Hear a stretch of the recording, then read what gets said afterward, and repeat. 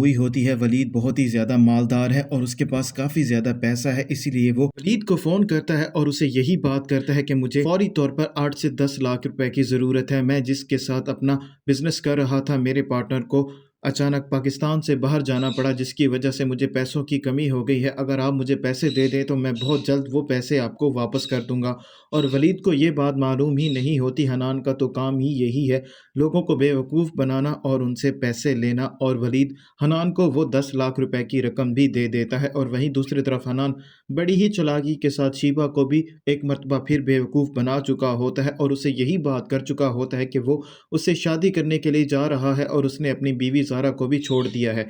और शीबा हनान को फ़ोन करेगी और उसे यही बात करेगी कि तुम मेरे बाप से आकर मिल लो। तो हनान उसे यही बात करेगा कि मैं अभी तुम्हारे बाप से नहीं मिल सकता, क्योंकि अभी मेरे पास ना ही जॉब है और ना ही मैं कोई कारोबार करता हूँ। तुम्हारा बाप जब मुझसे पूछेगा कि तुम क्या करते हो, तो मैं क्या बताऊँगा। तो शीबा हनान से यही बात करती है, जो 10 लाख रुपए की रकम मैंने तुमसे वापस ली थी वो अभी भी मेरे पास है, तुम वो ले लो और उससे कारोबार अपना स्टार्ट करो और प्लीज़ मेरे बाप से एक मरतबा आकर मिल लो। तो हनान 10 लाख रुपए लेने के बाद उसके बाप से मिलने के लिए भी राज़ी हो जाएगा। और वहीं दूसरी तरफ वलीद बहुत ज़्यादा खुश नज़र आ रहा होता है, क्योंकि जब से उसने मनाहिल को अपनी माँ के लिए दुआ करते हुए देखा होता है, वो बहुत ज़्यादा खुश हो गया होता है। और वो मनाहिल के पास आता है और उसे यही बात करता है कि जब से तुम्हें अपनी माँ के लिए दुआ करते हुए देखा है, मेरे दिल को एक तसल्ली सी हो गई है कि अब मेरी माँ बहुत जल्द ठीक होकर वापस आ जाएगी।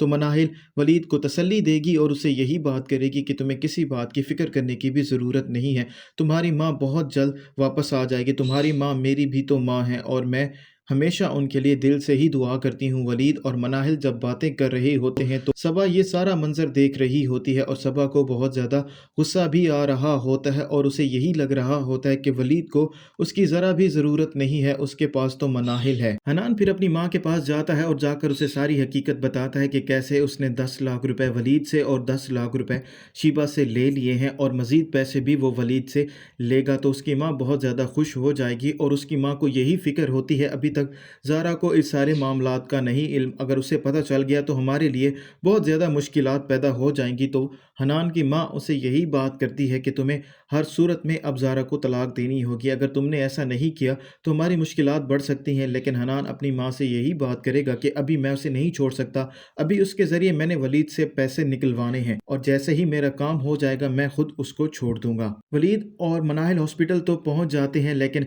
वलीद बहुत ज़्यादा परेशान नज़र आ रहा होता है और मनाहिल से यही बात कर रहा होता है, जब से मेरा बाप गया है मेरी माँ ने मुझे मेरे बाप की कमी महसूस नहीं होने दी और मेरा बहुत ज़्यादा ख्याल रखा है और मेरे पास मेरी माँ के अलावा कुछ भी नहीं है, अगर उन्हें कुछ हो जाता है तो मैं भी ज़िंदा नहीं बचूंगा। तो मनाहिल वलीद को तसल्ली देगी और उसे यही बात करेगी कि तुम्हें किसी किस्म की फ़िक्र करने की ज़रूरत नहीं है, तुम्हारी माँ बहुत जल्द ठीक हो जाएंगी और तुम इसे आजमाइशी समझ लो। और वहीं दूसरी तरफ मनाहिल उससे ये बात भी करेगी, मुझे आज बहुत ज़्यादा अजीब लग रहा है क्योंकि सबा तुम्हारी बीवी है और मेरी बजाय उसे यहाँ पर होना चाहिए था। तो वलीद मनाहिल से यही बात करता है कि मैं भी यही सोच रहा हूँ, वो मेरी बीवी है, तुम्हारी बजाय उसे यहाँ होना चाहिए था, लेकिन उसे तो ज़रा भी परवाह नहीं है।